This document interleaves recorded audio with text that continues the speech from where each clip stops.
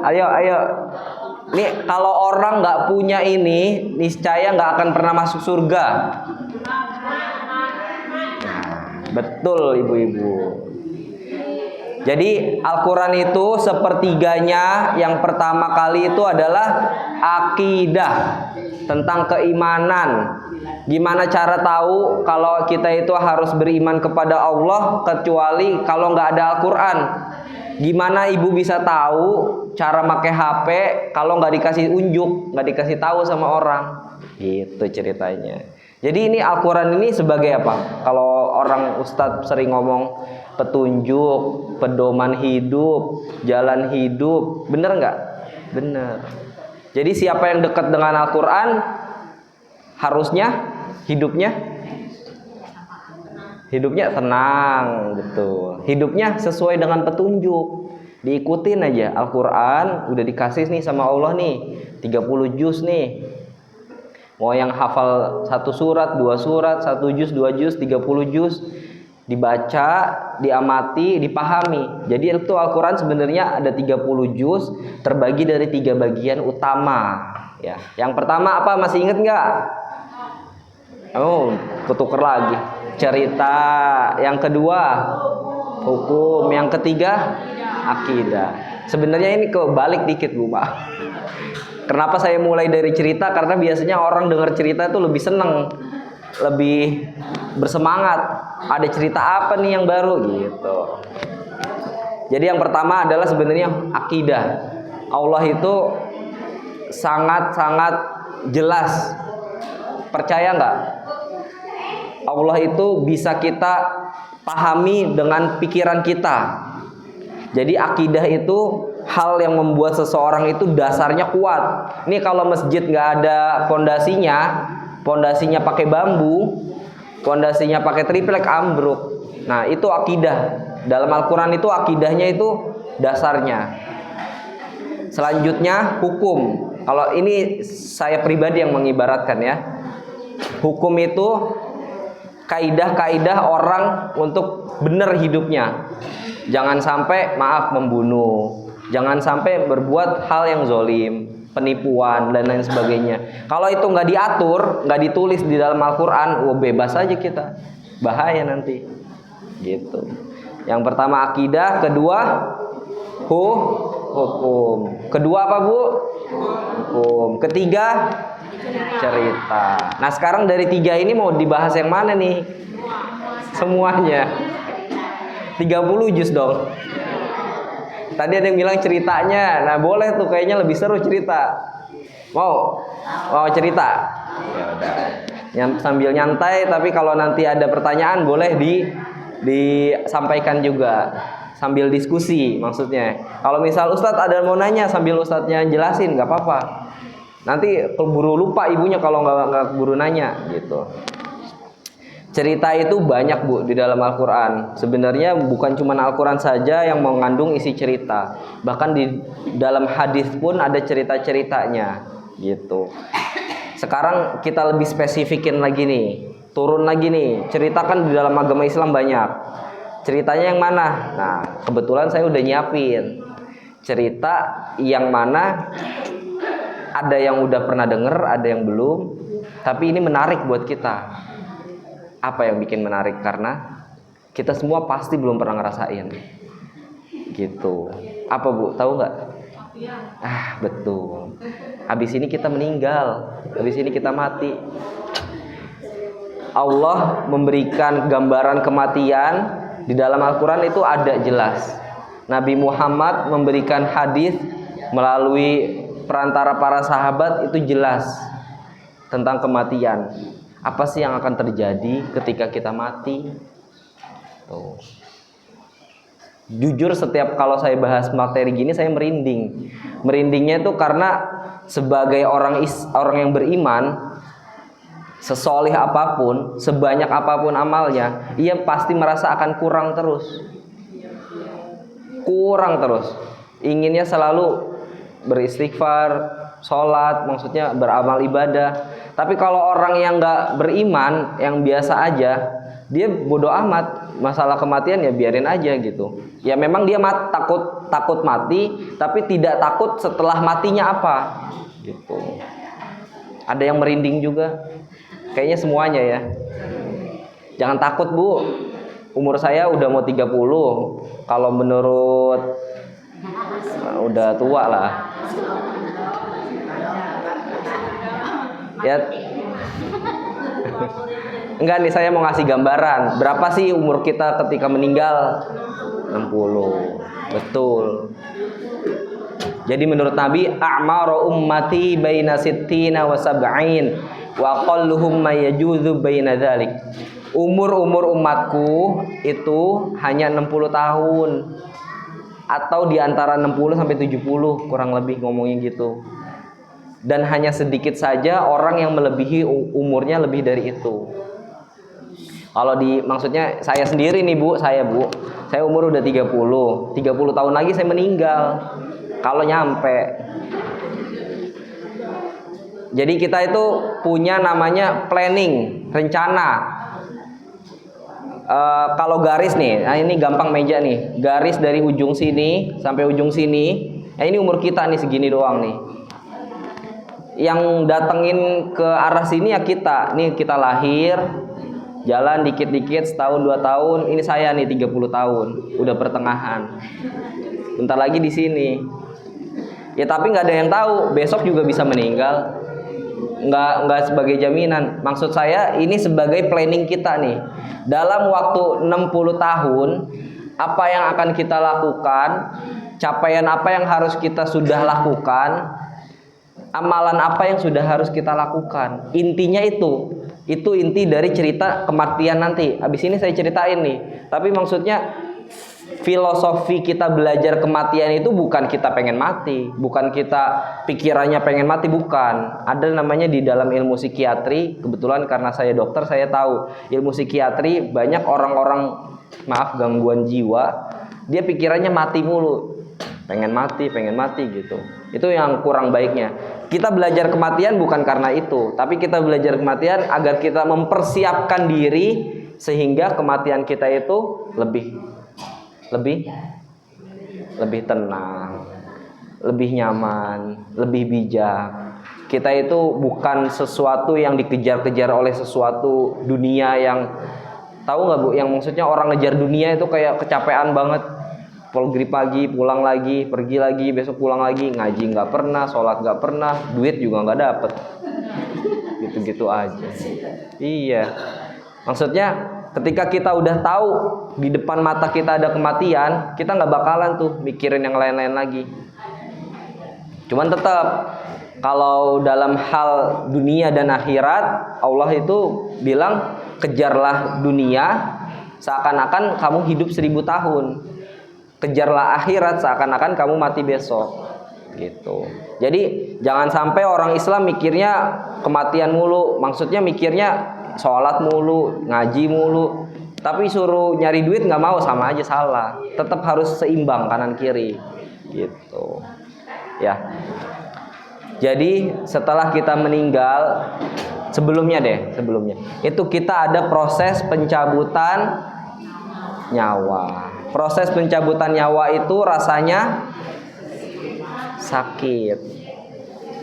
Dalam hadis sakitnya itu kurang lebih seperti dikulitin. Kemarin ada yang ikut kurban nggak? Ngeletin. Nah, tapi dikali 70 kali lipat rasa sakitnya. Gitu. Dalam hadis penggambaran kematian sakitnya seperti itu. Ya tapi kalau udah selesai, semoga kita nggak ada ngerasa sakit lagi. Karena itu baru gerbang nih, gerbang dibuka kematiannya tuh. Habis itu nanti ada azab kubur, ada nikmat kubur. Ada azab neraka, ada nikmat surga. Gitu. Jangan sampai gerbang kematian yang kita hadapi saat itu sebagai gerbang penyiksaan buat kita. Nah, gimana caranya biar kita gak disiksa? Ya udah, kita yang benar, beriman kepada Allah, tidak menyekutukan Allah. Banyak nih kadang salah kaprah. Saya muslim tapi nanti kalau ada apa-apa sesuatu hitungannya khurafat. Jangan begitu Pak Mali, itu khurafat Bu, nggak boleh. Maksudnya keyakinan akidah yang sangat kuat itu mempercayai Allah, tidak menyekutukannya dengan siapapun. Siapapun. Kebetulan dulu orang tua nenek saya itu kepercayaannya juga ini, di bawah kasur suka naruh kopi, kembang, segala macem. Ada yang begitu nggak? Ada. Maksudnya kejawen, ya sesajen. Jadi Muslim tapi dia masih percaya hal-hal lain, atau Muslim percaya hal mistis. Ada bisa ngomong sama makhluk halus, ada minta bantuan makhluk halus, itu nggak benar. Jadi kita sebagai orang Islam, orang yang beriman, ketika mendengar cerita-cerita yang sifatnya khurafat itu apa sih Ustadz? Khurafat itu cerita yang sifatnya dibuat-buat, tahayul khurafat. Ini nih kemarin nih anak sono ada yang ngelihat kuntilanak, ada yang ngelihat pocong, itu nggak benar, nggak akan bisa mungkin. Kecuali kalau memang dia ada gangguan. Kalau orang psikiatri, gangguan kejiwaan, dia bisa berhalusinasi, bukan beneran kelihatan. Kalaupun ruqyah syar'iyah, itu Ustadz itu nggak akan pernah ada yang bisa ngelihat jinnya Bu. Kita cuman pakai bacaan-bacaan aja. Ya. Jadi yang pertama kita harus yakin dulu akidah kita kuat, baru kita siap menghadapi kematiannya. Udah siap belum?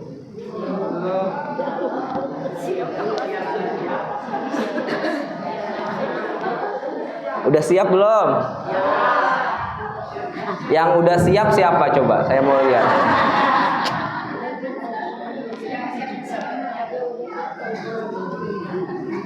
Yang belum siap siapa? Semuanya. Ya, sama-sama kita juga ragu dengan hal diri kita. Ragu itu nggak apa-apa. Keraguan akan kematian karena kita merasa diri kita belum cukup amalnya, sehingga kita harus menambah amal baru. Bukan keraguan yang membuat kita jadi malas beramal. Gitu. Ya, benar nggak? Oke, kita mulai dari perjalanan alam kubur kita.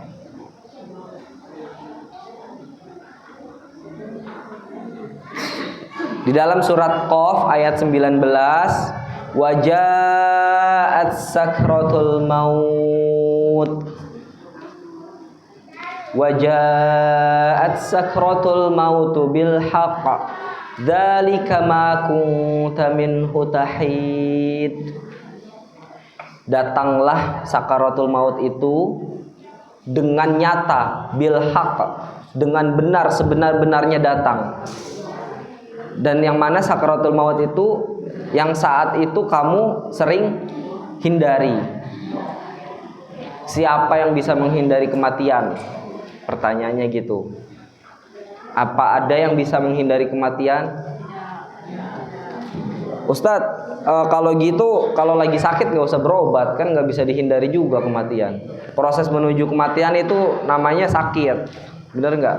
Ya nggak gitu juga, salah. Kalau orang sakit ya tetap berobat biar sehat.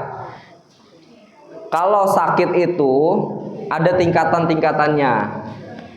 Nah, tingkatan kesakitan seseorang itu ya ada yang demam biasa, batuk pilek, ada yang bersin-bersin. Nanti ada lagi yang sifatnya operatif, yang harus dioperasi. Apa contohnya? Tumor, usus buntu, benjolan, patah tulang, perdarahan di kepala, jantungnya ada sumbatan, sumbatan di paru-paru. Itu semua harus dioperasi. Ada cairan di perutnya. Nah, itu kan udah mulai sedang nih tingkat penyakitnya. Tapi kemungkinan besar ketika setelah dioperasi, dia itu sembuh lagi. Gitu. Ada yang sakitnya memang sudah berat sekali, sudah pakai obat topangan, sudah pakai alat bantu nafas. Nah ini yang kayak begini nih, ketika menurut Al-Quran surat Qaf ayat 19 ini, ketika datang sakaratul maut, orang-orang seperti ini yang nggak akan bisa menghadang kematian tersebut. Kalau cuma demam ya dikasih obat, insya Allah sembuh atas karunia Allah, aktivitas lagi gitu ya. Tapi ketika kematian itu sakaratul maut datang, mau dokter sehebat apapun nggak akan pernah bisa memegang tuh nyawanya, ditarik sama, kan malaikat lagi narik, dokternya balik narik, ya nggak bisa. Tapi bener Bu, dalam dunia medis kita ngomongnya tarik-tarikan sama malaikat. Itu guyonannya para dokter gitu. Karena memang ketika kita sudah merawat pasien yang bentukan sakitnya udah berat banget, kita itu tahu ini perjalanan penyakitnya dia nih udah ke arah terminal, ke arah akhir, nggak akan pernah disembuhkan lagi kecuali ada mukjizat. Dan itu nyata, saya sering melihat itu mukjizat ketika orang udah di terminal, udah mau meninggal, entah Allah masih memberikan dia tugas apa lagi sehingga dia diberikan kehidupan lagi yang kedua. Contoh nyatanya itu kalau orang sudah henti jantung, berhenti detak jantungnya, nggak berdetak lagi, diberikan resusitasi jantung paru, itu bisa hidup lagi gitu. Dan saya pernah melihat orang-orang itu. Artinya apa? Ketika dia udah berhenti nih Bu, detak jantungnya udah mati suri dia sebenarnya, udah nggak ngerasa apapun. Detak jantung berhenti, otak berhenti, nadi berhenti, itu lengkap semuanya. Tapi ketika kita di rumah sakit, karena kita sering melakukan itu, kita lakukan tindakan itu, ada yang sampai hidup lagi, datang lagi ke kita sebagaimana kita semestinya. Ya berarti tugasnya belum selesai. Kalau tugasnya udah selesai, pasti udah dicabut sama Allah nyawanya gitu. Ketika sakaratul maut datang, jangan lupa siapapun yang melihat harus talqin. Saya sering banget datang kasus yang sudah seperti itu, kita tahu nih kayaknya udah bakalan meninggal ke arah sakaratul maut, keluarganya saya bisikin, Pak, Bu, tolong dibacain la ilaha illallah. Di dalam hadis, siapa yang membaca la ilaha illallah sebelum kematiannya dijamin akan masuk surga.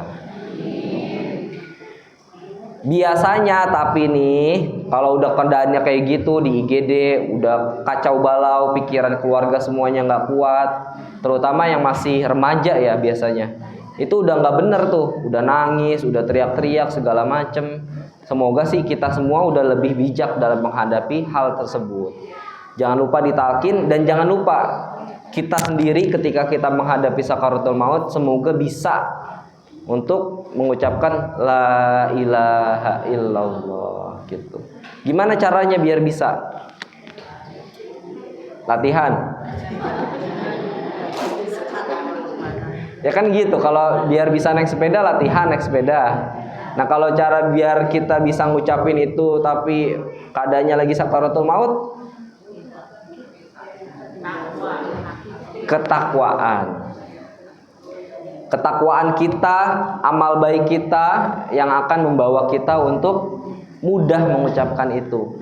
Karena kalau udah begitu Bu, memang kesadaran orangnya itu udah turun. Udah gak kayak kita full 15 GCS-nya gitu, 100%. Gak kayak kita, dia tuh udah bener-bener gak sadar, setengah sadar. Udah nafas terengah-engah. Saya sering banget ngelihat kalau lagi dicabut nyawanya itu matanya mendelik ke atas gitu, mendelik ke atas. Wallahu a'lam, apakah saat itu kita diperlihatkan malaikat pencabut nyawanya apa enggak? Nanti kita bakal ngerasain semuanya. Sabar ya. Penasaran kan? Iya. Ya enggak gitu juga, maksudnya saya melihat sebagai pengalaman cerita aja. Kalau orang yang mau dicabut nyawanya mendelik ke atas, nggak tahu itu apakah melihat sesosok malaikat pencabut nyawa kah atau enggak. Kalaupun melihat, semoga malaikat yang senyum kepada kita. Wahai, gimana di surat Al-Fajr? Ya ayyatuhan nafsul mutmainnah, irji'i ila rabbiki radiyatan mardiyah, fadkhuli fi ibadi wadkhuli jannati. Wahai jiwa-jiwa yang tenang. Malaikatnya gitu. Irji'i, pulanglah. ila rabbiki, kepada Tuhanmu. Gitu. Dengan tenang nanti Allah bilang fadkhuli fi ibadi wadkhuli jannati, dan masuklah ke dalam surgaku. Semoga malaikat itu yang nyambut kita tuh pas lagi mau mencabut nyawa.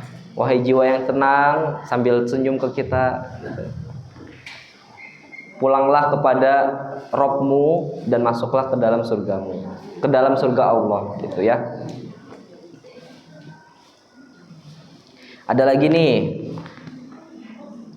pengalaman saya itu kebetulan ini ada ada surat Al-Waqiah ayat 83 sampai 85. Gini bunyinya, Bu. Falaula idza balaghatil hulqum wa antum hina idzin tanzurun wa nahnu aqrabu ilaihi minkum walakin la tubsirun. Gini ceritanya, Bu. Maka mengapa ketika nyawa telah sampai di kerongkongan, padahal kamu ketika itu melihat, dan kami lebih dekat kepadanya daripada kamu, tapi kamu tidak melihat. Nah, bener nih. Jadi saat itu, kalau menurut surat Al-Waqiah, saat itu, saat proses pencabutan nyawa, kamu itu melihat, tapi kamu nggak bisa melihat. Karena saat itu kondisi yang sebegitu dahsyatnya, sebegitu hebohnya di dalam kita sendiri, mata kita mendelik kemana-mana, tapi kita nggak bisa ngelihat, ditarik itu. Di sini dibilangnya nyawa sampai ke kerongkongan, berarti proses penarikan nyawa menurut para ulama dari kaki, pelan-pelan ditarik sampai ke kerongkongan. Nah, mungkin saat itu yang saya lihat, yang orang-orang pada mendelik ke atas, mulai ke atas gitu. Jadi nyawanya ditarik ke atas, gitu.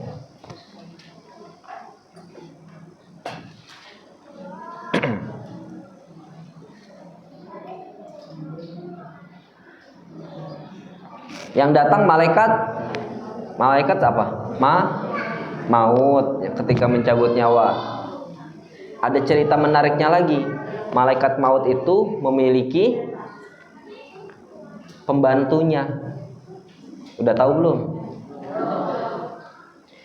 Alladzina tatawaffahumul malaikatu thayyibin, yaitu orang-orang yang diwafatkan para malaikat dalam keadaan baik. Di dalam surat An-Nahl ayat 32 dijelaskan bahwa malaikat itu memiliki pembantunya. Pembantunya orang-orang yang diwafatkan dalam keadaan baik.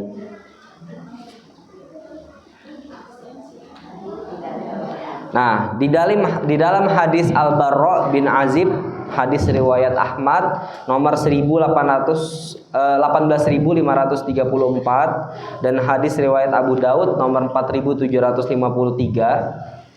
Innal abdal mu'mina idza kana fil qita'i minad dunya wa iqbali minal akhirah nazala ilaihi minas sama malaikah baydun al wujuh. Sesungguhnya seorang hamba mukmin ketika berada pada akhir hidupnya di dunia dan awal kehidupan di akhirat, akan turun kepadanya malaikat-malaikat dari langit dengan wajah yang putih. Apa tadi di pertamanya? Innal abdul mu'min, sesungguhnya abdul mu'min, hamba yang mukmin, hamba yang beriman, akan didatangkan kepadanya malaikat-malaikat yang berwajah putih. Lanjut lagi. Kafanin min akfanil jannah wa hanutin min hanutil jannah. Mereka membawa kafan dari surga dan wewangian dari surga. Kemudian malaikat maut berkata, ayyatuhan nafsu thayyibatul ukhroji, wahai jiwa yang baik, keluarlah. Lalu ruhnya itu keluar. Proses keluarnya kayak gimana? Nah, disebutin lagi nih di hadisnya. Kama tasilul qataratu minas sifa, seperti tetesan air yang mengalir dari mulut kendi. Tetesan air yang mengalir dari mulut kendi. lancar keluarnya. Sedangkan pencabutan orang kafir, orang yang tidak beriman, ayyatuhan nafsul khabithatul ukhruji, wahai jiwa yang buruk, keluarlah. Kasakudi, nih cara keluarnya itu bagaimana? Kasakudi yutatana yuntaza'u minasaufi al-mablul, seperti besi yang terkait kemudian dicabut dari wol basah. Kenapa? Besi yang terkait dicabut dari wol basah. Kalau wol itu maksudnya kain basah, ketika ditarik sekuat tenaga itu robek. Tadi ketika air dalam kendi keluar mengalir, ibaratnya tuh kalau orang mukmin selancar itu. Ketika orang kafir itu besinya itu terkait, maksudnya acak-acakan, kemudian ada kayak wol basah, ditarik sama malaikat. Kemudian ruh orang mukmin di dalam hadis yang sama juga, mahada ar-ruh at-thayyib, itu akan diangkat pelan-pelan ke atas langit, dan para malaikat itu berkata, jadi di setiap langit itu ada malaikatnya. Ruh siapa ini? Ruh orang baik siapa ini saat ini? Lalu disebut nama orang itu, nama orang baiknya. Ibu namanya siapa, Bu? Iya. Siapa? Khotimah. Ini Ibu Khotimah, misalnya gitu. Jadi ketika ditanya sama malaikat, di bawah nih udah dicabut, di setiap pintu langit itu ada malaikatnya yang nanya, namanya siapa? Siapa orang baik ini? Contohnya Ibu Khotimah, atau ibu-ibu yang ngaji di Masjid Uswatun Hasanah contohnya. Amin. Tapi beda kalau orang kafir itu nggak ditanya. Orang kafir itu langsung tulislah catatan mereka di sijil. Sijil itu catatan kitab keburukan bagi orang kafir, gitu. Kenapa kayak gitu? Contohnya ada orang duduk di pinggir jalan, kita lewat nih, disapa sama orang itu yang duduk, misi ibu sekian, ibu A, ibu B gitu. Nah beda halnya kalau orang yang nggak kenal, orang yang kita musuhin, lewat orang yang kita musuhin, kita nyapa nggak? Enggak, lewat aja begitu. Sama perumpamaannya seperti ini. Ketika orang mukmin yang lewat di langit itu, dia akan ditanya namanya, disapa. Ketika orang kafir yang lewat, nggak akan ditanya sedikit pun. Langsung tulis saja di sijil. Maksudnya catatan nama dan amal perbuatannya. Udah nyampe ke atas, kemana lagi nih kita nih? Di dalam hadis, setelah proses roh tersebut sudah selesai, diturunkan kembali ke jasadnya. Dalam hadis Al-Bara bin Azib juga, fat'adu ruhu fi jasadihi, maka ruh itu dikembalikan ke dalam jasadnya, dalam hadis Ahmad. Nah selanjutnya, setelah masuk ke dalam kubur, sudah dikembalikan ke dalam jasadnya, di dalam hadis yang sahih, dua malaikat itu datang. Fayanihi malkani fayajlisani. Dua malaikat itu datang lalu mendudukkannya. Mereka bertanya, man rabbuka? Siapa Tuhan? Pertanyaan kedua, madinuka? Apa agamamu? Pertanyaan ketiga, man nabiyuka? Siapa nabimu?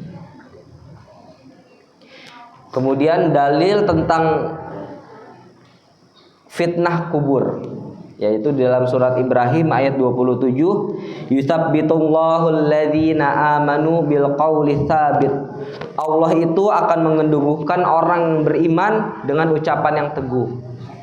Maka dari itu bukan dengan kita latihan, Man rabbuka Allah. Ya iya bisa, tapi habis itu nggak sholat, nggak puasa, nggak bayar zakat, nggak beriman, nggak bisa kayak gitu. Jadi syaratnya untuk bisa lancar ketika di wawancara, ketakwaan. Orang mau masuk perusahaan aja, mau masuk kerja diwawancara dulu, interview. Besok kita diinterview malaikat. Orang mau wawancara kerja, persiapannya ya paling hari seminggu sebelumnya, sehari sebelumnya. Kira-kira saya mau jawab apa ya? Nanti ditanya ini jawab apa ya? Nah kalau sekarang kita belajarnya dari mulai lahir sampai sekarang belajarnya. Belajar dalam hal menjadi orang baik, menjadi orang yang bertakwa. Nah, kenapa ayat itu turun? Yang ayat bahwa orang beriman itu akan diteguhkan ucapannya, itu berkaitan menurut tafsir Nabi, yaitu ayat ini turun nazalat fi adzabil qabri, berkaitan tentang azab kubur. Dalam hadis Sahih Bukhari nomor 1369. Sehingga ketika orang beriman itu perkataannya teguh, sabit itu teguh, kuat, seperti akidah kita. Amin ya. Tapi orang yang kafir itu kebingungan, siapa yang harus dijawab? Gitu. Mereka nggak bisa menjawab itu. Maka dari itu nih, kalau ada tetangga kita yang masih belum memeluk Islam, ya, datang senyum, mau masuk Islam nggak? Nggak gitu ya. Dengan cara apa kalau kita punya tetangga yang masih non Muslim? Mendoakan. Yang paling utama itu kita berbuat baik. Islam itu akan terpancarkan cahayanya, cahaya kebaikan Islam itu jika pemeluk Islamnya itu menjalankan apa yang ada di dalam Islam. Kalau kata hadis, man tabasyamuka fi wajhi akhika shadaqah. Senyum kamu kepada saudara kamu itu sedekah. Siapa sih yang nggak suka disenyumin? Datang pulang disenyumin sama pasangannya masing-masing. Ibu-ibu pulang dari masjid disenyumin sama suaminya gitu. Beda kalau datang-datang udah cemberut. Nah, sama halnya ketika kita punya tetangga yang masih belum beruntung memeluk Islam, kita berikan senyum, kita berikan hadiah. Berhadiah itu antar sesama umat Islam itu disunahkan, berkontribusi. Secara tidak langsung dia akan penasaran, ini orang kok jadi orang baik banget. Habis mendengar pengajian di masjid Uswatun Hasanah, nanti penasaran, ikut aja ke pengajiannya gitu. Semoga dengan orang yang kita masukkan ke dalam Islam, kita berikan contoh terhadap perilaku diri kita sendiri yang baik, itu dia bisa ikutan masuk ke dalam Islam. Berkaitan sama ini soalnya Bu, ketika di kuburan itu ada azab kubur. Orang yang mukmin itu akan ditidurkan, tapi orang yang kafir itu akan diazab, berikan azab kubur. Itu sebenarnya cerita selanjutnya, tapi udah keburu keceplosan. Di dalam hadis Ahmad, yaitu nikmat kubur bagi seorang mukmin, yaitu adalah kuburannya diluaskan seluas mata memandang.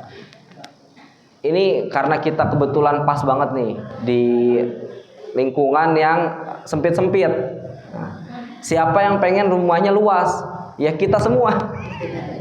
Kita semuanya pengennya rumahnya punyanya luas. Nah di sini di dalam hadis kuburannya itu akan dilapangkan sejauh mata memandang. Mata manusia bisa memandang sampai mana? Ayo sampai mana? Ada yang bisa jawab nggak? Sejauh apa? Misal nih Bu, misal kita tarik garis lurus dari Jakarta sampai Jawa Timur, Surabaya, bisa nggak manusia ngelihat? Kata siapa? Garis lurus, garis lurus. Oke. Jakarta sampai Surabaya jauh kan? Lebih jauh mana? Jakarta Surabaya sama Jakarta ngelihat ke langit bulan. Jauh mana Jakarta Surabaya jauh sama Jakarta ngelihat matahari sekarang? Bisa ngelihat nggak kita? Bisa. Matahari kita nggak bisa lihat. Iya, maksudnya mataharinya ibu bisa lihat lah ya. Bulan kita bisa lihat. Jauh nggak? Jauh. Bisa bu. Jadi ketika di sini dibilang di dalam hadis kuburannya diluaskan seluas mata memandang, itu tak terhingga. Kalau ditarik garis lurus, kebetulan bumi itu bulat. Ya, jadi bumi bulat. Jakarta misal di sini, Surabaya di sininya. Jadi kita nggak bisa. Udah keburu ada cekungannya. Lagi pula ya kita nggak bisa ngelihat karena maksudnya jarak, ada bangunan, ada segala macam. Aslinya mata manusia aslinya bisa melihat dari Jakarta sampai Surabaya. Percaya nggak? Karena kita ngelihat matahari, bulan, bintang yang jaraknya jutaan kilometer, bener nggak? Bisa. Itu misal Jakarta sama Surabaya cuma dilurusin, ditarik garis lurus, bisa kita ngelihat. Gitu. Jadi luas banget nggak? Luas banget. Apalagi selain diluaskan kuburannya, wa yuftahu lahu babu ilal jannah, dibukakan baginya pintu menuju surga. Gitu. Ya dibuka. Kalau nggak dibuka pintunya ya ketutup. Karena kita manusia bu, manusia itu pakai logika.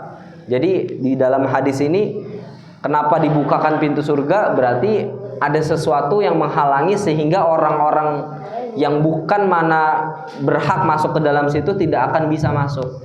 Ini pintu kita punya, pintu rumah ibu masing-masing.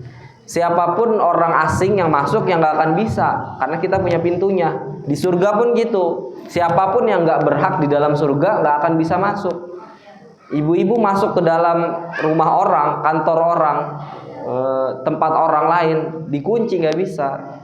Tapi orang yang memiliki keimanan, amal solih, dia akan bisa dibukakan pintu surganya. Amin.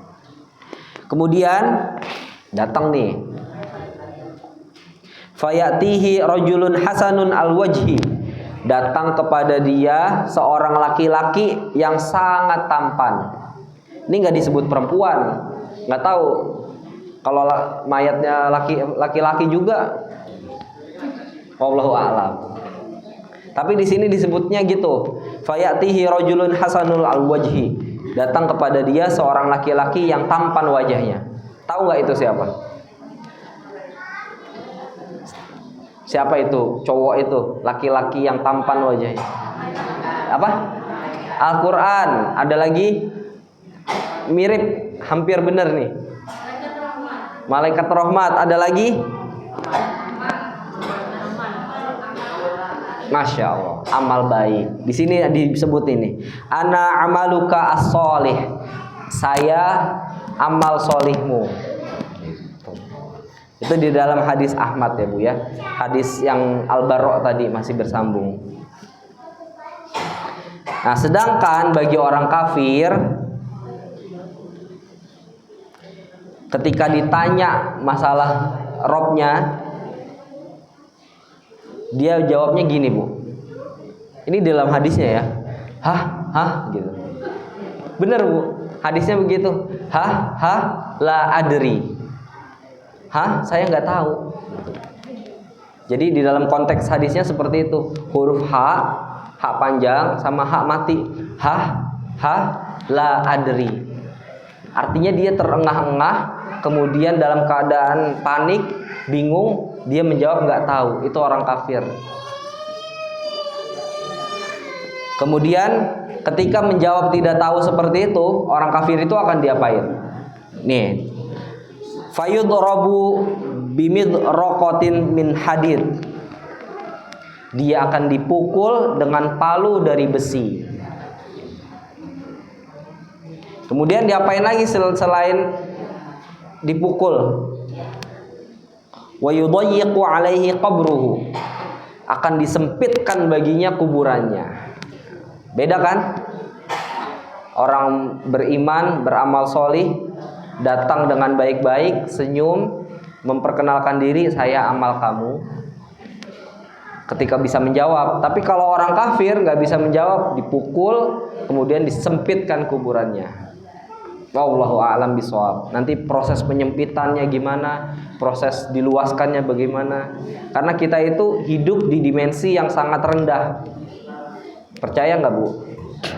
Kita dimensi hidupnya itu cuman kurang lebih 4 dimensi. 3 dimensi tahu kayak gimana? Gambar 3 dimensi. Tahu nggak, Bu? Gambar 3 dimensi. Gambar yang kayak menonjol. 2 dimensi tahu bagaimana? 2 dimensi itu hanya garis saja. Garis, kotak, kotak. Nah, itu 2 dimensi. Kalau 3 dimensi, garis kotaknya itu jadi kubus. Jadi ada volumenya. Nah, kalau kita ini mau ngasih permisalan, ini 3 dimensi. 3 dimensi itu tuh sesuatu yang bisa dipegang. Ada volumenya. 2 dimensi ini misal kayak kain. Dia cuman kotak gini aja lurus. 1 dimensi itu 1 garis aja. Nah, kalau manusia itu 4 dimensi. Dia punya bentuk yang bisa dipegang. Kemudian ada waktu yang berjalan. Itu 4 dimensi maksudnya. Antar dimensi ini, saya mau ceritain di luar ini dulu sebentar. Mau antar dimensi itu, orang yang dimensinya lebih rendah nggak bisa melihat dimensi yang lebih tinggi. Maksudnya gimana? Dimensi 1 hanya garis lurus aja, dia nggak akan pernah bisa melihat orang atasnya. Atau melihat dimensi 2. Dimensi 2 nggak bisa melihat dimensi 3. Dimensi 3 nggak bisa melihat dimensi 4. Nah, sedangkan kita, karena kita 4 dimensi, kita bisa melihat 3 dimensi, benda yang bisa kita pegang. 2 dimensi yang hanya lurus aja ataupun garis saja 1 dimensi gitu. Nah, kalau menurut fisikawan, Allah itu ada di dimensi ke-11. Jadi dimensi ke-5, ke-6, ke-7. Antar dimensi itu jaraknya jauh banget, Bu. Kita cuma 4 dimensi. Dimensi ke-5 itu kemungkinan, kalau menurut hipotesa itu perkiraan menurut sains, tapi belum terbukti secara pasti. Itu dia dimensi yang bisa nembus. Nah, contohnya apa sih? Kita ngomongin dimensi ini, Ustadz gak ngerti. Jin dan manusia itu hidup beriringan sampai saat ini. Jin juga punya jin Islam, jin kafir gitu. Tapi manusia nggak bisa melihat jin, sedangkan jin bisa melihat manusia. Kurang lebih jin itu hidupnya di dimensi ke-5 gitu. Ngerti ya? Mungkin nggak manusia bisa melihat jin? Pertanyaannya. Menurut sains nggak mungkin. Dari dimensi ke-4 ke atas ke dimensi ke-5, kecuali jinnya dimensi 5 ini turun ke dimensi ke-4 gitu. Itu pun dalam wujud manusia juga, atau dalam wujud hewan. Ibu-ibu kalau nanti baca hadis, ada hadis hewan yang semuanya itu hitam, itu dicurigai jelmaan setan atau jin. Itu hadis Nabi yang sahih. Jadi ketika dimensi ke-5-nya jin ini turun ingin memperlihatkan diri, caranya dia jadi hewan atau jadi manusia juga. Bahkan malaikat pun ketika datang kepada Nabi itu berwujud manusia. Di dalam hadis Arba'in nomor 1, ja'a rajulun syadidu bayadis siyab wa sawadu sa'ri. Jadi dia bajunya putih, rambutnya hitam. Ternyata saat itu yang datang bukan manusia biasa, itu adalah malaikat Jibril yang datang kepada Nabi Muhammad gitu. Lanjut lagi, kita cerita ke alam kubur ya. Dalil Al-Quran tentang alam barzah atau azab di barzah. Barzah itu apa? Barzah itu tempat antara dunia dan akhirat. Di tengah-tengahnya ini ada barzah. Kapan kita masuk barzah? Ketika kita meninggal. Sampai kapan? Sampai hari kiamat, hari dibangkitkan kembali. Nah, mulai dari kita meninggal sampai nanti dibangkitkan itu namanya alam barzakh. Kita tidak hidup di dunia, tidak hidup di akhirat gitu. Di dalam surat Ghafir ayat 46, an-naru yu'raduna 'alaiha 'aduwan wa 'ashiyan wa yauma taqumas sa'ah udkhuli ali fir'auna asyaddal 'adzab. Kepada mereka diperlihatkan neraka pada pagi dan sore hari, dan pada hari kiamat dikatakan, masukkanlah Fir'aun dan kaumnya ke dalam azab yang sangat keras. Maksudnya apa?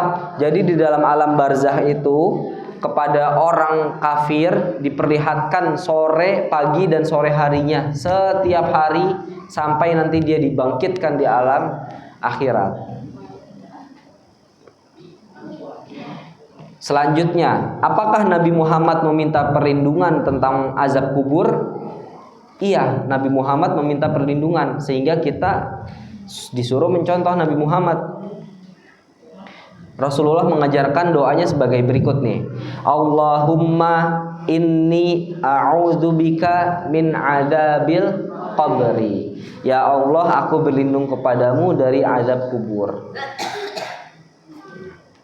Jadi azab kubur itu nyata, ada, tidak tahu bagaimana proses azabnya, tapi Nabi Muhammad memberikan gambaran bahwa azab kubur itu ada dengan cara kita dianjurkan untuk berdoa meminta dijauhkan dari azab kubur gitu.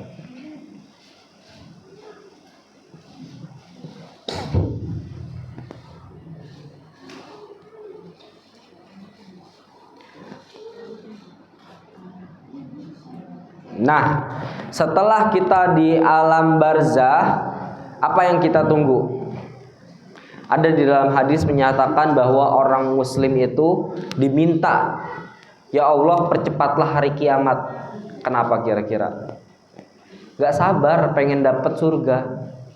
Jadi orang muslim itu ketika dikubur itu dia punya perasaan pengen dicepetin hari kiamat itu. Gak sabar pengen merasakan nikmatnya surga. Kesuksesan kita saat ini bukan banyak uang, bukan banyak jabatannya tinggi, bukan punya mobil mewah. Enggak.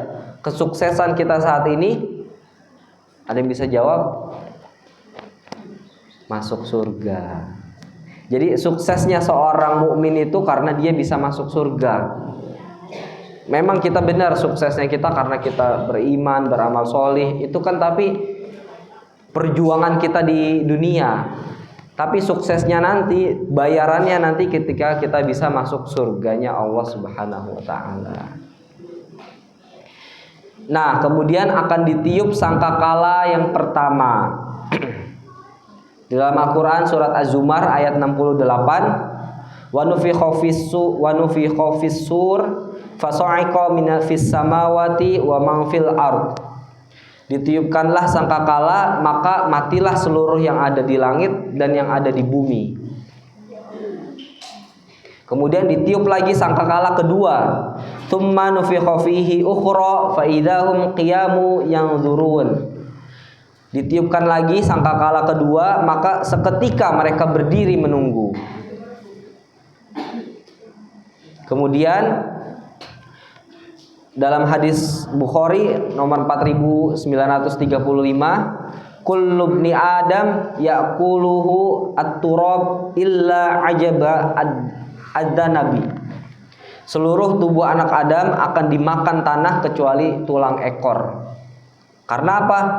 Di dalam hadis itu tulang ekor nanti yang akan dibangkitkan. Jadi kita akan dikembalikan lagi dalam bentuknya yang seperti semula, dibangkitkan untuk proses menunggu perhitungan yaumul hisab, perhitungan amal. Dalam surat Al-Ma'arij ayat 34, yauma yakhrujuna minal ajdati sira'a. Pada hari mereka keluar dari kubur dengan cepat. Jadi manusia itu benar-benar akan keluar dari kuburannya dengan cepat di saat hari kebangkitan, hari yang dibangkitkan. Kemudian diapain lagi? Yauma nahsyurul muttaqina ilar rahmani wafda. Pada hari kami mengumpulkan orang-orang yang bertakwa yang maha pengasih. Itu di dalam surat Maryam 85. Kita dikumpulkan nanti di padang mahsyar. Dalam hadis sahih Aisyah bin Abu Bakar, yahsyurun nas yaumal qiyamah hufatan uratan ghurlan. Manusia akan dibangkitkan pada hari kiamat dalam keadaan tidak beralas kaki, telanjang, dan belum dihitan. Pertanyaannya, itu manusia kumpul telanjang begitu banyak, emang nggak saling lihat satu sama lain? Yang bener aja. Jadi saat itu tuh manusia itu sudah di tahap, kalau menurut saya ya, sudah di tahap tidak peduli satu sama lain. Pada saat kita punya kekacauan yang dahsyat, misal ada gempa bumi segala macam, orang udah bakal mikir sendiri-sendiri. Mau dia lari, misal ada gempa bumi, kebakaran atau banjir, mau pakai baju nggak pakai baju, yang penting dia lari sekuat tenaga menghindari itu. Sama halnya ketika kita di padang mahsyar, kita diberikan waktu tunggu untuk proses menuju pengadilan, sehingga mau nggak pakai baju segimanapun kita bodoh amat, nggak mikirin itu. Kemudian hadisnya lagi yaitu tudna syamsu minal khalqi yaumal qiyamah. Matahari akan didekatkan kepada makhluk pada hari kiamat. Udah pada dengar ya, jadi mataharinya didekatkan kepada kita.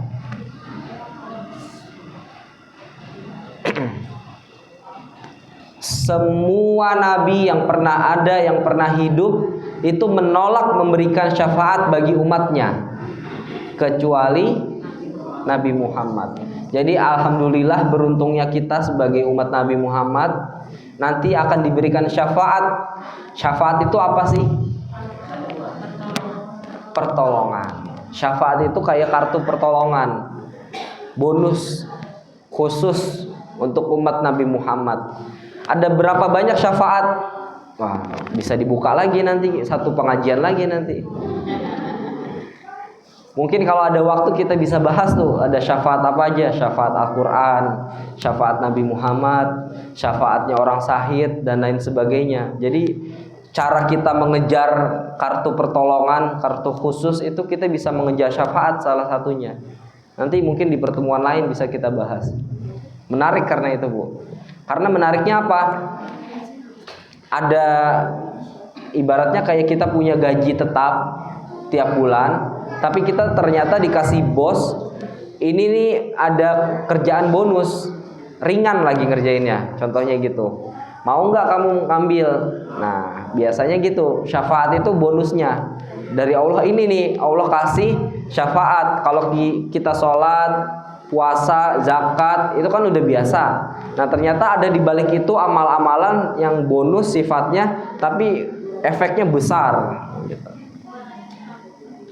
Kemudian di dalam surat Az-Zalzalah ayat 7-8, "Famay ya'mal mithqala dzarratin khairan yarah, wa may ya'mal mithqala dzarratin syarran yarah."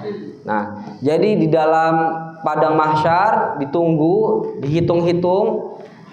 Nah, dijelaskan lagi, barang siapa yang mengerjakan amal kebaikan seberat zarrah akan melihat balasannya, akan mendapatkan balasannya. Pada saat ditanya zarrah itu apa, jawabannya zarrah itu adalah hal terkecil yang ada di dunia. Kalau dulu kan Ustadz suka bilang zarrah itu biji sawi, padahal biji sawi masih kelihatan. Iya, betul sekali. Ada lagi zat yang lebih kecil yang bisa kelihatan pakai mikroskop. Bisa kuman, sekelas kuman. Ini kita ngomongin ukurannya ya. Bisa sekelas kuman, bahkan bisa sekelas, ini kuman nih. Misal saya kuman. Kuman kan segede saya, masih bisa dipotong-potong. Misal, kuman punya kepala, punya kaki, punya badan. Diperkecil lagi, masih bisa kelihatan lagi, bisa Bu.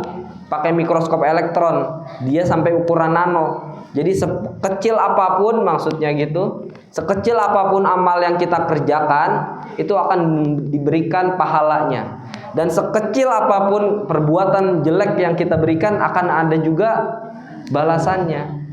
Artinya Allah itu adil, nggak akan pernah subjektif. Ini gara-gara uangnya banyak nih waktu di dunia, Allah kasih pahala aja deh. Yang enggak. Ini gara-gara mobilnya bagus nih waktu di dunia, dikasih surga aja deh. Kan ada kan tetangga sebelah yang pakai jam, pakai jas, bawa uang, bawa surat rumah ke kuburannya. Maksudnya gitu kali.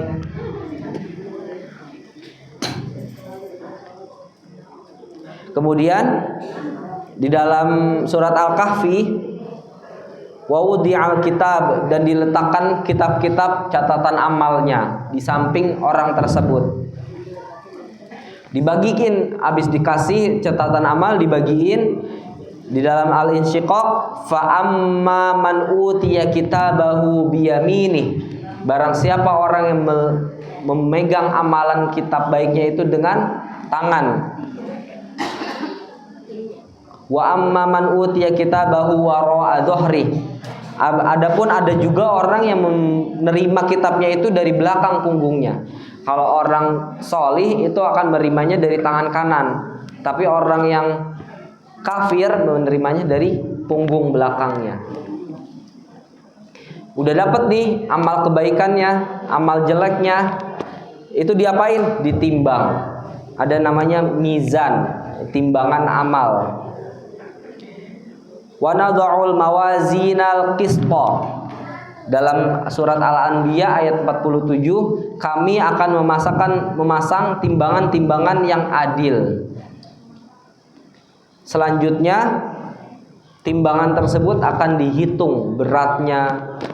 Ini sholatnya segini, ini gibahnya segini, ini puasanya segini, yang ini bohongnya segini.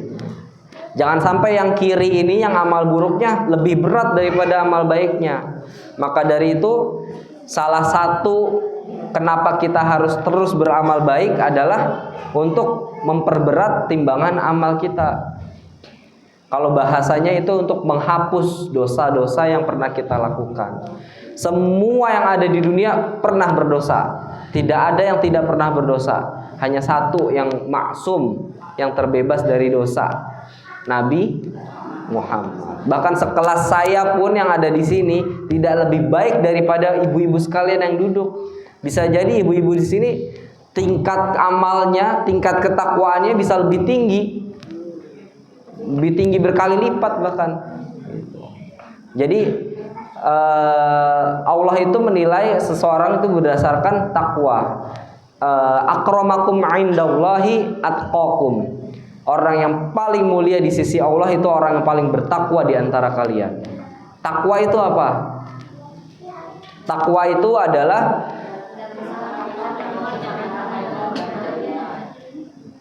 udah pada pinter, alhamdulillah. Pulang aja kita ya. Betul Bu, bener, senang saya Bu. Jadi takwa itu menjalankan perintahnya, menjauhi larangannya. Kenapa bilangnya menjauhi? Bukan tidak melakukan. Orang jauh aja udah nggak boleh, apalagi deket-deket.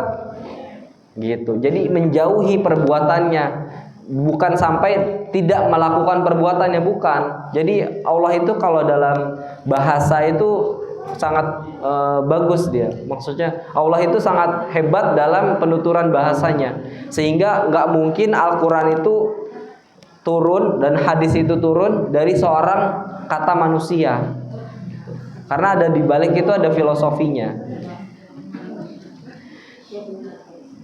Nih Bu, karena kita berhubungan tadi masalah mizan, timbangan, jadi kalau bisa lakukan amal-amal yang ringan tapi berat di timbangan. Pernah dengar nggak? Apa? Sedekah, apalagi? Apa? Zikir. Betul, zikir, Bu. Di dalam hadis Bukhari nomor 6406, hadisnya gini bilangnya, kalimatani khafifatani 'alal lisan thaqilani fil mizan. Dua kalimat yang ringan di lisan tetapi berat di timbangan. Tahu apa? Subhanallahil azim, subhanallahi wa bihamdi. Udah dapat pahala belum kita? Udah. Gampang nggak? Gampang. Potong bawang.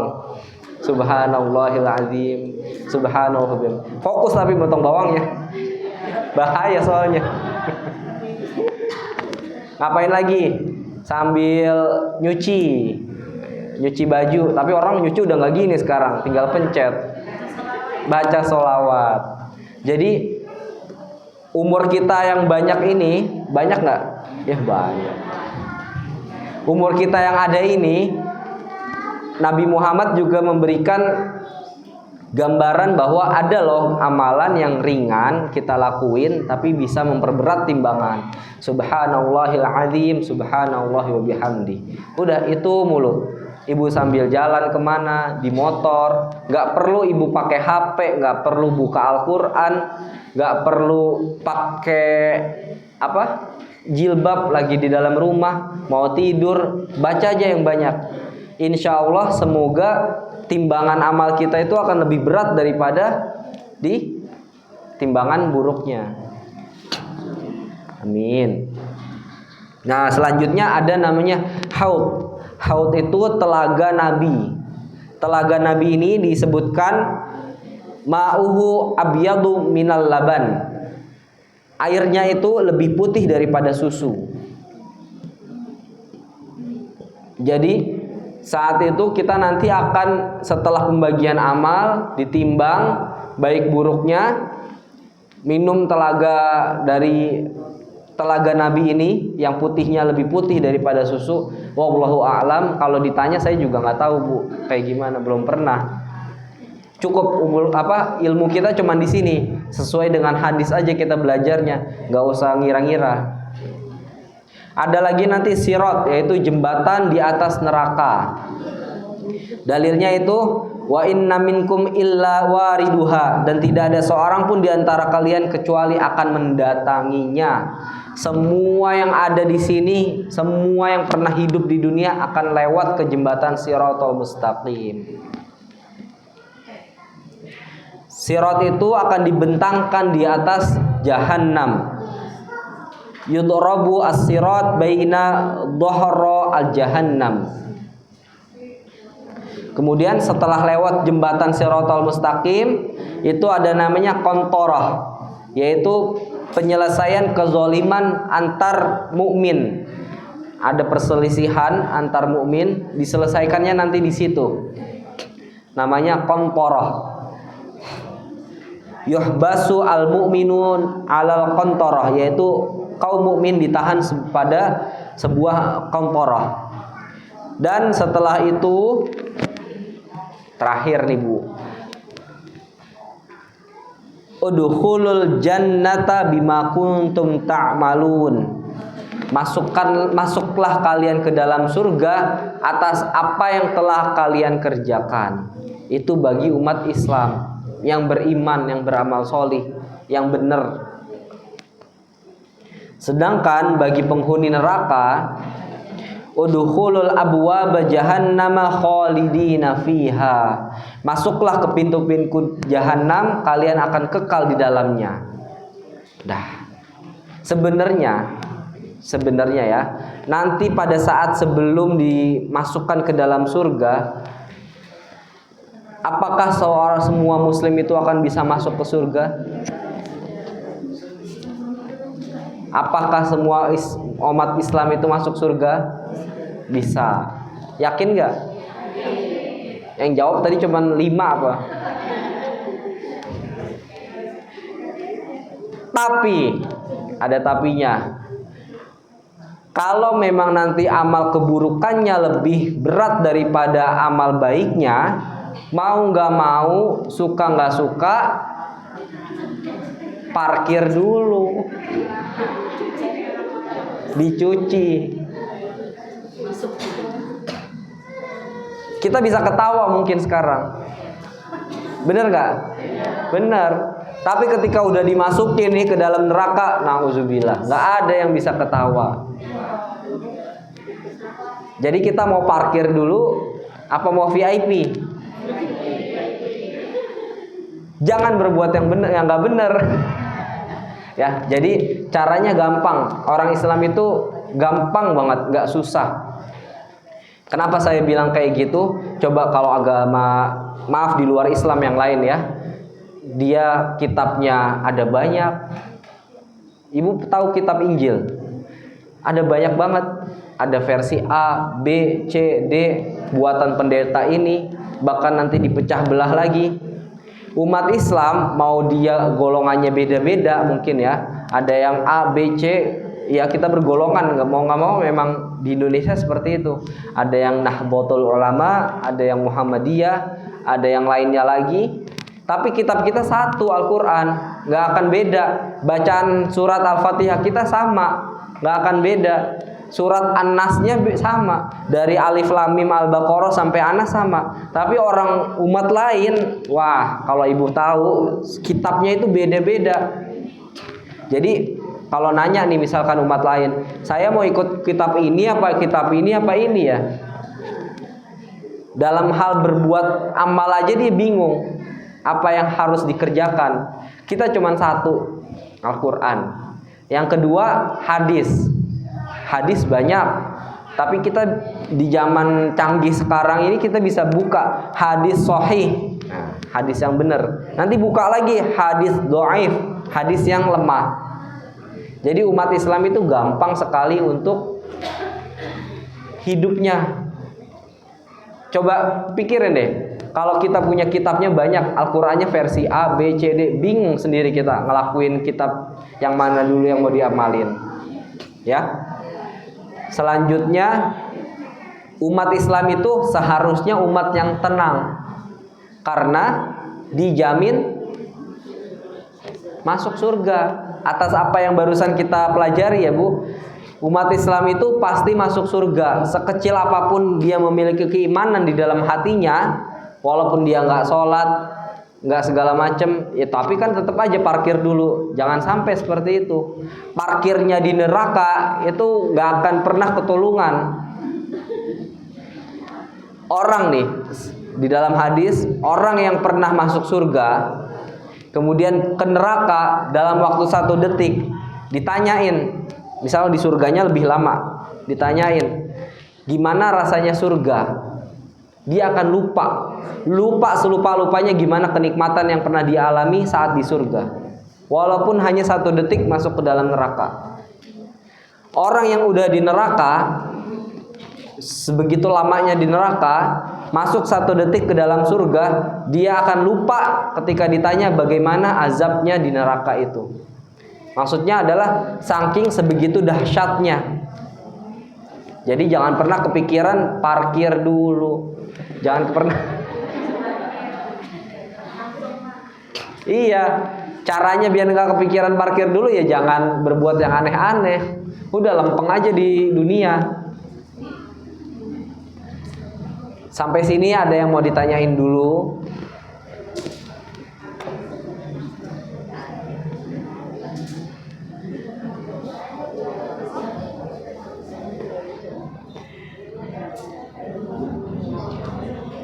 Oh, silakan Ibu. Assalamualaikum warahmatullahi wabarakatuh. Waalaikumsalam warahmatullahi wabarakatuh. Orang tuanya punya dosa banyak banget, terus dia punya anak soleh, apakah itu nanti bisa ditolong sama anak yang soleh? Mas Wadai. Makasih. Udah, makasih Ibu. Pertanyaannya bagus. Karena kita ini punya anak juga. Bisa jadi kita yang punya dosa yang banyak. Saya sendiri mungkin. Maka dari itu anaknya harus diapain biar kita tertolong.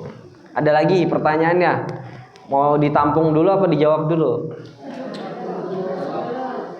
Jadi dalam hadis in qata'a amalul mu'min illa bi salatin. Al waladu yad'u lah wa shadaqatun jariyah wal ilmu yantafa'u biha. Amal seorang mukmin itu akan berhenti, Bu, terputus ketika meninggal dunia, kecuali ada 3 yang akan terus mengalir. Seorang anak yang solih yang mendoakannya, kemudian sedekah jariyah, ilmu yang bermanfaat, gitu. Jadi ketika 3 itu masih ada yang bilang tenang katanya. Ya ibaratnya kita itu punya kesempatan kedua. Anak itu kesempatan kedua bagi kita. Jangan sampai anak itu malah jadi beban buat kita ketika di akhirat. Maka dari itu benar-benarlah yang baik mendidik anaknya. Benar, secara nggak langsung itu kesempatan kedua. Jadi anaknya suruh doa terhadap ibu bapaknya. Kalau doa kita yang sudah dikenalkan, Rabbighfirli wali walidayya warhamhuma kama rabbayani shaghira. Rabbighfirli, ya Allah ampunilah aku. Warhamni, salah. Rabbighfirli wali walidayya, dan kedua orang tuaku. Warhamhuma, dan sayangilah mereka, kama seperti rabbayani shaghira, mereka menyayangiku saat waktu kecil. Kenapa ngomongnya begitu? Kalau orang udah gede, anak biasanya beda rasa sayangnya. Kalau masih kecil kan lucu banget, apa segala macem gitu ya, dibuai, disayang banget. Tapi kalau udah gede ya biasa aja biasanya gitu.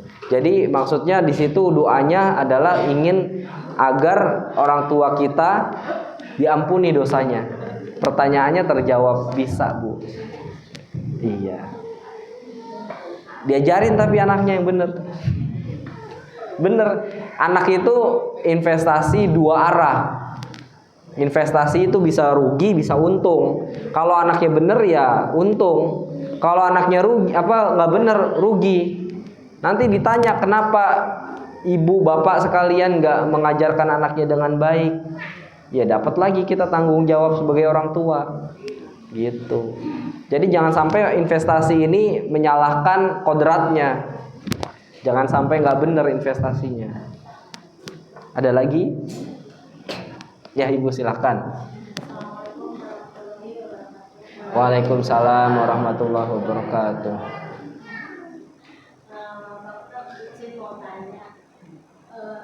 Katanya kalau punya anak yang masih kecil, yaitu diambil sama Allah atau sebagainya, itu apakah bisa nantinya membawa orang tuanya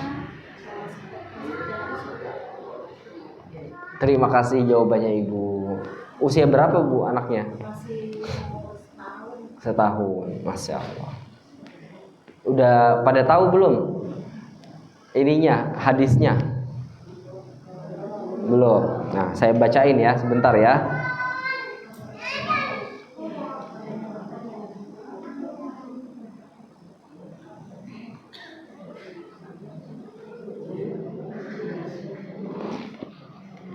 Kalau dikatakan anak itu yang meninggal sebelum usia balik akan menjadi tabungan bagi orang tuanya, gitu ya.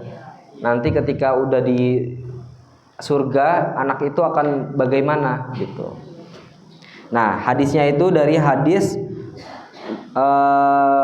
Abu Sa'id Al-Khudri. Bunyinya gini, Bu. Ma min muslim yaumutu lahu salasatun minal waladi lam yablughu al-hinsa illa udkhuluhullah al-jannah bifadli rahmatihi iyyahum. Tidaklah seorang muslim yang ditinggal mati oleh 3 orang anaknya yang belum mencapai usia balik, kecuali Allah akan memasukkannya ke dalam surga karena rahmat kepada anak-anak tersebut. 1. Ada lagi, bagaimana jika 2 anak? Sahabat nanya. Kemudian Nabi menjawab 2 anak juga. Hadis lain lagi diriwayatkan oleh At-Tirmidzi, yaqulullahu ta'ala li malaikatihi fabatum walada abdi fayaqulullah ibnu li'abdi baitan fil jannati wa sammuhu baital hamdi. Allah berfirman kepada malaikat, kalian telah mencabut nyawa anak hambaku. Terus Allah berfirman, bangunkanlah untuk hambaku sebuah rumah di surga dan namailah ia baitul hamdi. Jadi ketika anak itu dicabut nyawanya sebelum balik, Allah membuat surga itu khusus namanya baitul hamdi untuk orang tua dan anaknya nanti. Hadis ini menunjukkan besarnya pahala bagi orang tua yang bersabar atas kematian anaknya. Ada lanjut lagi hadisnya di dalam hadis riwayat Sahih Muslim 2635, atfalul mu'minina fil jannah yatalaqawna aba'ahum fayakhuduna bi thiyabihim hatta yudkhilhumullahul jannah. Anak-anak kaum mukmin berada di surga. Mereka menyambut kedua orang tuanya lalu berpegangan pada tangan mereka dan pada pakaian mereka hingga Allah memasukkan orang tua mereka ke dalam surga. Kemudian hadis riwayat lain lagi, fayata'allaq bi thawbihi kama ata'allaq ana bi thawbika hadza. Anak itu bergantung pada pakaian orang tuanya sebagaimana aku sedang memegang pakaian ini. Maksudnya apa? Ketika orang tuanya itu akan diseret ke dalam neraka, anak itu akan memegang mencengkram pakaian orang tuanya sampai dimasukkan ke dalam surga. Masih banyak Bu hadisnya Bu. Mau dibacain lagi?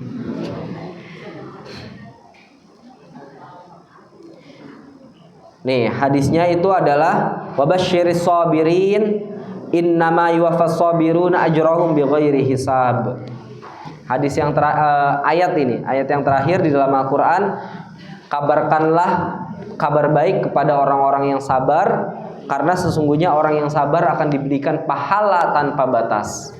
Pertama, anak kita meninggal sedih banget. Tapi ketika kita membuat itu menjadi rasa sabar yang sangat kuat, Allah itu akan memberikan pahala yang tanpa batas. Artinya apa? Tadi ketika kita ngomongin timbangan, mau segimanapun timbangan kejelekan yang saat itu kita lakukan, pahala yang Allah kasih ini tanpa batas bagi orang yang sabar. Tapi orang sabar ini tidak cukup hanya kehilangan anak aja, dalam hal apapun, maksudnya kesabaran di sini. Kesabaran hidup di dunia ini dengan ekonomi yang sebagaimana adanya, kesabaran dengan kondisi yang membuat kita hidup di negara Indonesia. Bener nggak? Kita hidup bisa milih nggak? Nanti mau ke Indonesia aja lah di hidupnya. Nanti lahirnya di Madinah, yang enggak. Ya. Terjawab. Jadi dibuatkan Baitul Hamdi oleh Allah, khusus rumahnya, rumah kebaikan untuk orang tua dan anaknya. Anaknya akan menyambut dan anaknya akan menarik pakaian orang tuanya itu sebagaimana kita menarik pakaian kita gini. Ya, sama-sama Ibu. Udah cukup ya, capek kayaknya ya.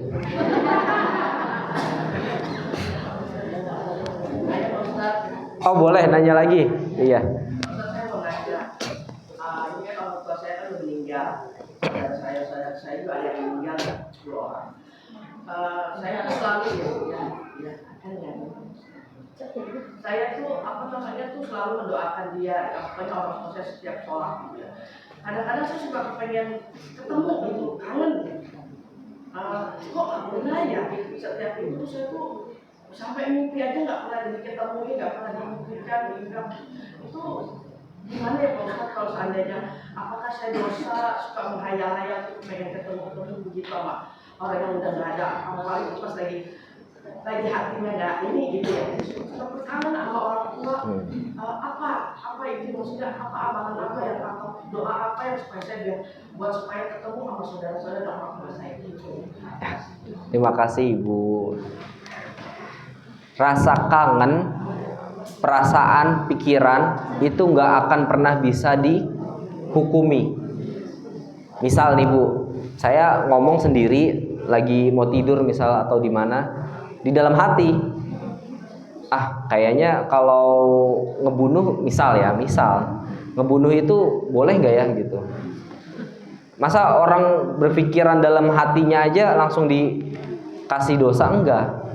Semua amal yang sifatnya dibuat, dipekerjakan itu baru diberikan hukumannya. Tapi kalau ibu bertanya itu dosa nggak sih? Kangen dan menghayal pengen ketemu? Ya enggak, Bu. Semua yang masih ada di dalam pikiran kita selama tidak dikerjakan itu tidak akan pernah membuat jadi dosa.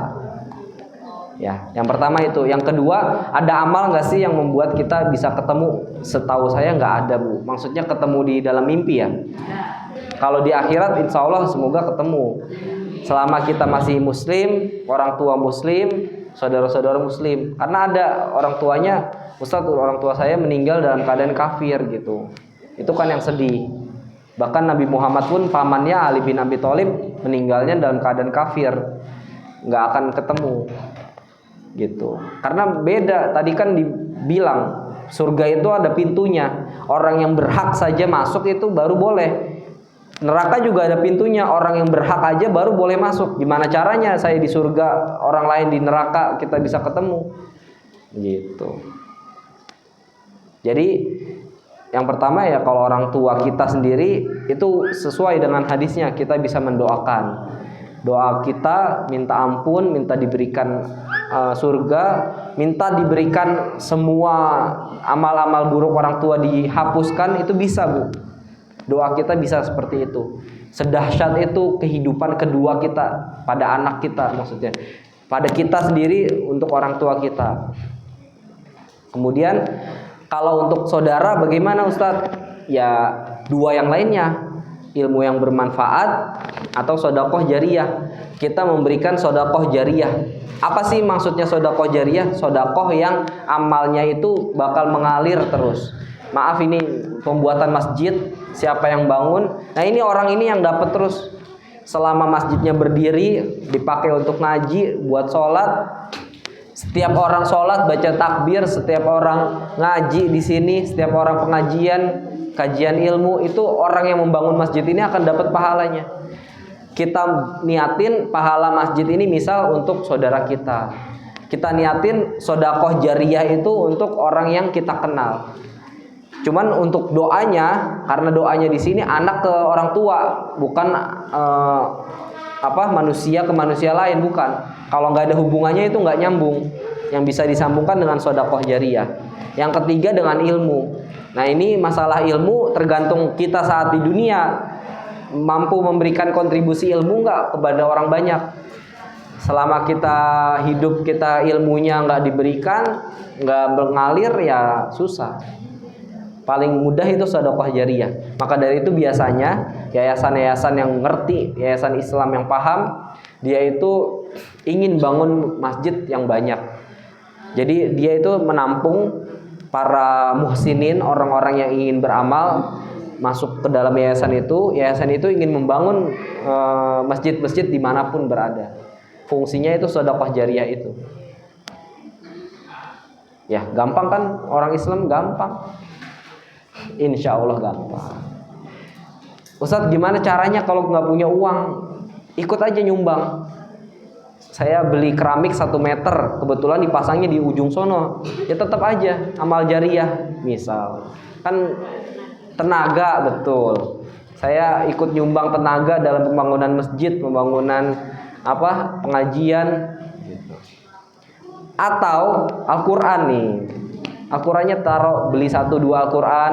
Ibu beli Al-Quran 10. Misal mau perjalanan dari Jakarta ke Surabaya naik mobil, setiap berhenti di rest area taruh 1 Al-Quran.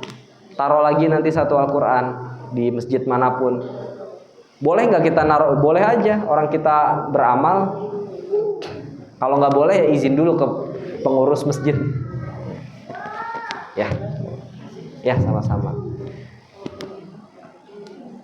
Udah mau zuhur 11.47. Mari kita akhiri aja. Pertanyaannya sepertinya juga sudah cukup. Semoga ada kesempatan di lain hari untuk kita bisa berkumpul lagi. bisa bertadabur ilmu. Masih banyak hal-hal yang masih bisa kita eksplor, kita bahas, yang seru-seru lagi. Ya, kita tutup dengan doa dulu. Baca istighfar 3 kali di dalam hati. Astagfirullahaladzim, astagfirullahaladzim, astagfirullahaladzim. Allahumma sholli ala Muhammad wa ala ali Muhammad kama shallaita ala Ibrahim wa ala ali Ibrahim wa barik ala Muhammad wa ala ali Muhammad kama barakta ala Ibrahim wa ala ali Ibrahim fil alamin innaka Hamidum Majid. Allahumma inna nas'aluka salamatan fid din wa afiyatan fil jasad wa barakatan fil rizki wa rahmatan fil ilmi wa barakatan rahmatan 'indal maut wa maghfiratan ba'dal maut. Allahumma hawwin 'alaina fi sakaratil maut. Allahumma ighfir lil muslimina wal muslimat wal mu'minina wal mu'minat al ahya'i minhum wal amwat innaka sami'un qaribun mujibud da'wat wa ya qadiyal hajat. Rabbana ighfir lana wa liwalidayna warhamhuma kama rabbayana shaghara. Rabbana atina fid dunya hasanah wa fil akhirati hasanah wa qina adzabannar. Subhana rabbika rabbil izzati amma yasifun wassalamun alal mursalin walhamdulillahi rabbil alamin. Mohon maaf atas kesalahan yang telah dibuat dalam ucapan perbuatan. Semoga kita semua diberikan kesehatan, rezeki yang bermanfaat, yang berlimpah, dan bisa punya waktu untuk kumpul kembali. Wassalamualaikum warahmatullahi wabarakatuh.